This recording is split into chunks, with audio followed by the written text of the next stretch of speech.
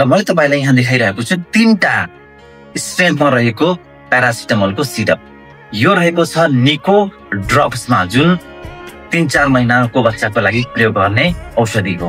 र त्यसैगरी अर्को रहेको छ सस्पेन्सन निको, यो निको ड्रप्स, यो निको, र यो रहेको छ निको डिएस है, निको डिएस। र तपाईले अब यो निको ड्रप्समा हेर्नुहुन्छ भने यहाँ प्रश्न लेखेको छ each ml consists of 150 mg है यो ड्रप्समा। र त्यसैगरी यो निको सस्पेन्सनमा के लेखेको छ is 5 ml consists of 125 mg, यो पनि निको हो।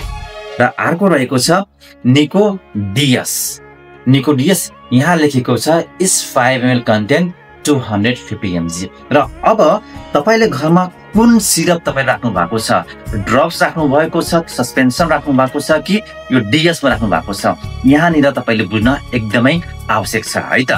एक्ज्याक्ट डोज कति हो त? र तपाईलाई म के भन्न चाहन्छु, जहिले पनि तपाईले औषधि बच्चालाई विशेष गरी खुवाउने बेलामा तपाईले वेटको हिसाबले खुवाउने गर्नुहोस्। जस्तै तपाईको बच्चाको वेट 10 किलोको छ भने तपाईले 10 गुणे 15 गर्नुहोस्। कति आउन जान्छ?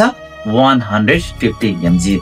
10 into 15, 10 किलोको बच्चा into 15, त्यो 150 mg आउन जान्छ। त्यसो हो भने तपाईले यो निको ड्रप्स खुवाउने हो भने तपाईले 1 ml खुवाउनु पर्ने हुन्छ। बच्चाको वेट 17 किलो छ भने 17 गुणे 15 गर्दा 255 आउन जान्छ। तपाईले यदि यो सिरप खुवाउनुहुन्छ भने लाइक 5 ml खुवाउनु पर्यो है, किनभने इस 5 ml कन्टेनर 250 mg, लगभग 255 mg चाहिँ हुन आउँछ। र यो मैले बच्चाहरूको कुरा गरेँ। अब एडल्ट डोज कति हुन जान्छ? यदि कोही अब 50 वर्षको, 55 वर्षको, 60 वर्षको कोही पेसेन्ट हुनुहुन्छ भने उहाँलाई ज्वरो आएको छ, उहाँलाई प्यारासिटामोल खुवाउनु पर्ने अवस्था आयो भनेपछि हाम्रो बजारमा पाउने भनेको त 500 mg को स्ट्यान्डर्ड डोज हो प्यारासिटामोल हैन, एउटा ट्याब्लेट चाहिँ 500 mg को हुन्छ।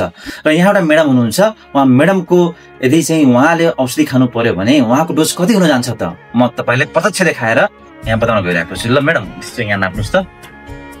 उहाँको वेट छ 68.5, उहाँ म्याडमको वेट छ 68.5। अब उहाँले प्यारासिटामोल कति खानुपर्छ त? 68.5 into 15 कति हुन जान्छ? 68.5 into 15 गर्दाखेरि 1027 mg। उहाँको डोज भनेको 1000 mg हो है। उहाँले खानुपर्ने डोज कति हुन जान्छ? 1000 mg हुन जान्छ। यदि उहाँले 500 mg को डोज खानुहुन्छ भने उहाँको ज्वरो घट्दैन। किन घट्दैन? किनभनेको उहाँको बडीको वेटको हिसाबले डोज कम भयो। र यसरी हामीले बडी वेटको हिसाबले चाहिँ डोजहरू खायो भने ज्वरो अवश्य कन्ट्रोल हुन्छ। हस् त, आजलाई यति नै, धन्यवाद।